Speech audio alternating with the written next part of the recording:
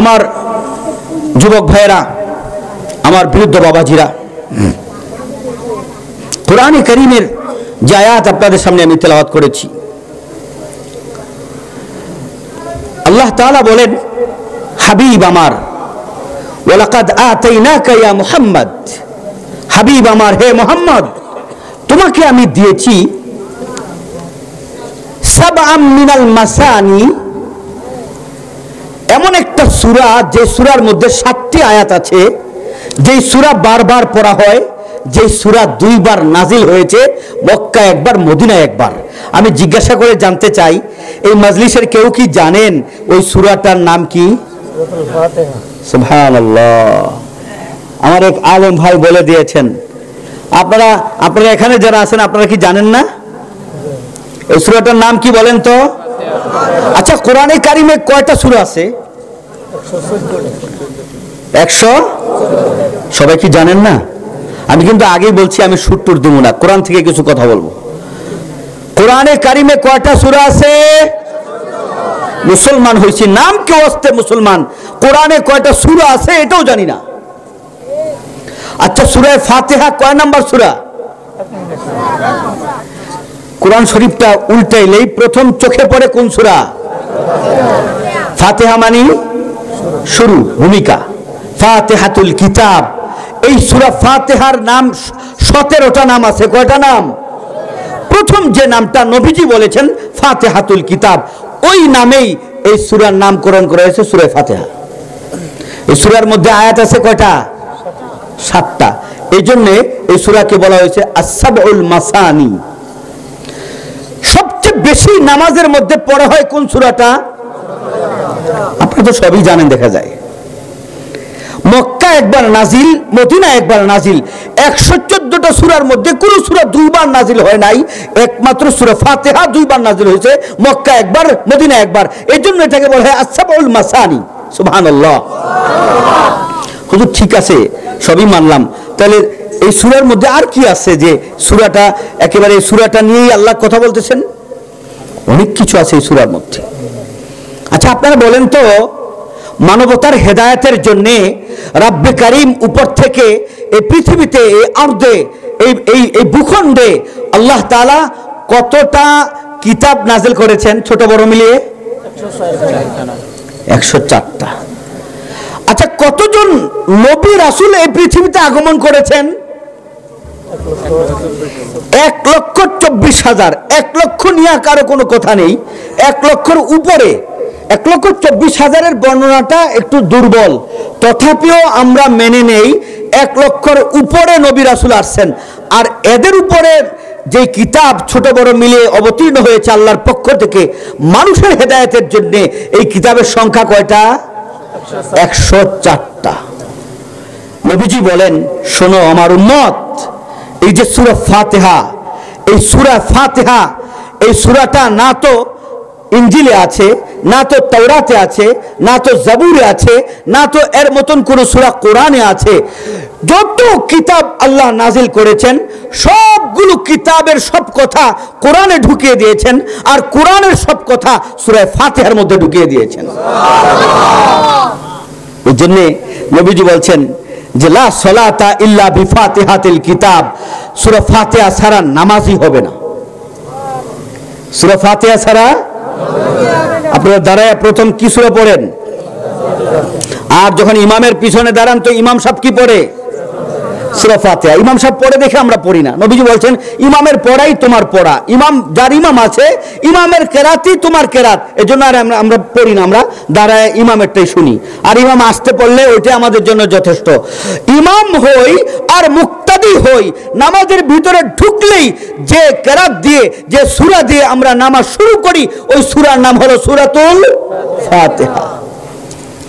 রব্বে কারীম ডেকে বলেন, মুহাম্মদ, হে আমার বন্ধু, তোমাকে মক্কার কাফেররা, মক্কার মুশরিকরা নির্যাতন করতেছে, নিপীড়ন করতেছে, তোমার উপরে পাথর নিক্ষেপ করতেছে, তোমাকে পাথর মেরে মেরে তোমার শরীরটা রক্তাক্ত করে দিয়েছে। তায়েফের জমিন তোমার রক্ত দিয়ে রক্তাক্ত হয়ে গিয়েছে। আমার হাবিব, তুমি যখন মানুষের কাছে কাছে যাও, উকাজ বাজারে যাও, মানুষের বাজারে বাজারে গিয়ে দোকানে দোকানে গিয়ে মানুষের কাছে বলো, এই হুবালের পূজা ছাড়ো, মূর্তির পূজা ছাড়ো, লাতের পূজা ছাড়ো, মানাতের পূজা ছাড়ো, উজ্জার পূজা ছাড়ো, এক আল্লাহর পূজা করো, এক আল্লাহকে ডাকো, এক আল্লাহর প্রতি সম্মান দেখাও, এক আল্লাহর কাছে চাও, এক আল্লাহর ইবাদত করো। ও আমার হাবিব মুহাম্মদ, তখন তোমার লোকেরা জমিন থেকে পাথর উঠাইয়া তোমার গায়ে পাথর নিক্ষেপ করে, বালুকণা নিক্ষেপ করে, ধুলাবালি তোমার দিকে মারে। শুধু তাই নয়, তুমি যখন কাবা চত্বরে সেজদায় পড়ে থাকো, উটের নারী বুড়িগুলা উঠাইয়া তোমার মাথার উপরে চেপে দেয়। তুমি তার কাছে যাও দাওয়াত নিয়ে, তুমি আবু জাহেলের কাছে যাও দাওয়াত নিয়ে, তুমি আবু লাহাবের কাছে যাও দাওয়াত নিয়ে, উতবার কাছে যাও দাওয়াত নিয়ে, সাইবার কাছে যাও দাওয়াত নিয়ে, তোমার পরিচিত অপরিচিত তোমার চাচাদের কাছে যাও দাওয়াত নিয়ে, তোমার চাচাতো ভাইদের কাছে যাও দাওয়াত নিয়ে, তোমার বন্ধুর কাছে যাও দাওয়াত নিয়ে। কেউ তোমার দাওয়াতের দিকে ভ্রুক্ষেপ করে না, তোমার কথার দিকে তাকায় না, তুমি কি বলো শুনতে চায় না। বন্ধু আমার, কষ্ট করে তুমি ফিরে আসো, আবার তোমার ঘরে তুমি ফিরে আসো, দেখি আমি তোমার মনটা ভারাক্রান্ত, তুমি রাত ভরে টেনশন করো, দিনের বেলা আবার যাও কাজ বাজারে দাওয়াত নিয়ে, কুলু লা ইলাহা ইল্লাল্লাহ তুফলিহুন, গিয়ে বলো আইয়ুহান নাস কুলু লা ইলাহা ইল্লাল্লাহ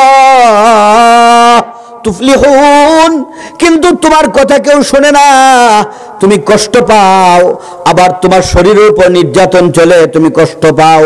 বন্ধু আমার, তুমি দেখো কাফের মুশরিকদেরকে আমি কত নাজ নেয়ামত দিয়েছি, কত কিছু দিয়েছি, কত কিছু দিয়েছি, কত কিছু দিয়েছি, দুনিয়ার আরাম আয়েশ দিয়েছি, তাদেরকে গাড়ি বাড়ি দিয়েছি। বন্ধু আমার, জমিনের পর জমিন দিয়েছি, তাদেরকে আমি কত বাগান দিয়েছি, বাগ বাগিচা দিয়েছি, কত ফুলমল দিয়েছি, তাদেরকে খেজুরের বাগানের পরে বাগান দিয়েছি। হাবিব আমার, তোমারে কিছুই দেই নাই, তোমারে আমি এতিম বানাইছি, তোমাকে আমি নিঃস্ব বানাইছি, তোমার বাবাও নাই, তোমার দাদাও নাই, তোমার মাও নাই, তোমার মক্কায় কোনো আত্মীয় স্বজন নাই, যারা আছে তারাই তোমার দুশমন, যারা আছে তারাই তোমার দুশমনি করে। ও বন্ধু আমার, তোমার চক্ষুটা, তোমার মনটা ভারাক্রান্ত হয়, চক্ষুটা পানিয়ে জলজল করতে থাকে। আমি তো সব দেখি বন্ধু, তোমার টেনশন দেখি, তোমার দুঃখ দেখি, তোমার অক্লান্ত পরিশ্রম দেখি, রাত দিন তুমি কি করো, ছটফট ছটফট করো, আর বলতে থাকো, আরে আমার চাচা আবু তালেব মুসলমান হইল না, আহারে আমার চাচা আবু লাহাব মুসলমান হইল না, আহারে আমার চাচা আবু জাহেল মুসলমান হইল না, আহারে উতবা মুসলমান হইল না, সাইবা মুসলমান হইল না। খালি এরকম করতে থাকো বন্ধু, তুমি যে কষ্ট পাও আমি আল্লাহ কিন্তু বরদাস্ত করতে পারি না। আল্লাহ জিবরাইলকে ডাক দিলেন, জিবরাইল যা যা যা, আমার বন্ধুর একটা পেগাম শোনায় দিয়া, আমার বন্ধুর কাছে যে জিনিস আমি পাঠাইছি সারা দুনিয়ায় আর এর মূল্য হইতে পারে না। আমার বন্ধুরে আমি কি দিছি শোনায় দিয়ায়, এখনো কিন্তু পুরা কোরআনে কারিম কমপ্লিটলি ভাবে অবতীর্ণ হয় নাই। পুরা কোরআনে কারিমের ৬,২৩৬ আয়াত, ১১৪টা সূরা কমপ্লিটলি ভাবে আল্লাহর পক্ষ থেকে নবীজি মুহাম্মদুর রাসূলুল্লাহর কাছে জিবরাইলের মাধ্যমে আসতে ২২ বছর, কয় বছর সময় লাগছে? ২২ বছর, ২২ বছর ৭ মাস ১২ দিন সময় লাগছে। ২২ বছর ৭ মাস ১২ দিন, এটাকে আমরা বলি ২৩ বছর, প্রায় ২৩ বছর সময় লাগছে। এখনো কিন্তু কোরআন পুরা নাজিল হয় নাই, কিন্তু আমার আল্লাহ বলতেছেন নাজিল তো হবে। আমার বন্ধু জানে, যা জিবরাইল বলে দিয়ায় আমার বন্ধুরে দুইটা জিনিস দিছি, কাফের মুশরিকরে দুনিয়া দিছি, আমার বন্ধুরে দুনিয়া দেই নাই, আমার বন্ধুরে দুনিয়ার আরাম আয়েশ দেই নাই, ক্ষমতা দেই নাই, আমার বন্ধুরে দুনিয়ার কোনো শান্তিময় কিছু দেই নাই, আমার বন্ধুর অন্তরে টেনশন আর টেনশন, দুঃখ আর দুঃখ, চাচা হারার দুঃখ, স্ত্রী হারানোর দুঃখ, মা হারানোর দুঃখ, বাবা হারানোর দুঃখ, দাদা হারানোর দুঃখ। যা যা জিবরাইল গিয়ে বলে আয়, কারো কোনো কিছুর দিকে তাকাইয়া যাতে পেরেশান না হয়। ওই যে দু একজন সাথী আবু বকর ওমর, ওই যে দু একজন সাথী আবু বকর ওসমান আলী, এই দু একজন সাথীকে নিয়েই আমার বন্ধুর কাজ চালাইতে বল, আর আমার বন্ধুরে পেরেশান হইতে না কর। যা আমার বন্ধুর হাতে দুইটা জিনিস আছে, একটা হলো কোরআন, আরেকটা হলো সূরা ফাতিহা। আমার বন্ধুরে বলে দিয়ায় এই দুইটা জিনিসের তুলনা পৃথিবীতে আর কোনো কিছু হইতে পারে না। দুইটা জিনিস কি ভাই? জোরে বলেন, দুইটা জিনিস কি? একটা হলো কোরআন, আরেকটা হলো সূরা ফাতিহা। সূরা ফাতিহা কিন্তু কোরআনই। সূরা ফাতিহা কি? কোরআন। কোরআনের অংশ কোরআন না? আল্লাহ বলে কোরআন, কিন্তু সূরা ফাতিহার স্পেশাল আরেকটা পাওয়ার আছে। সুবহানাল্লাহ। আমার বন্ধুরে বলে দেয় সূরা ফাতিহা এটা একটা পাওয়ার। এটা কি? এই পাওয়ারের সামনে অ্যাটম বোম টিকবে না, ঠিক কিনা জোরে বলেন? এমন পাওয়ার ঢুকাই দিছি সূরা ফাতিহার মধ্যে। এই সূরা ফাতিহা পুরো ফু দিবা তো সমস্ত, আমরা তো পারি না।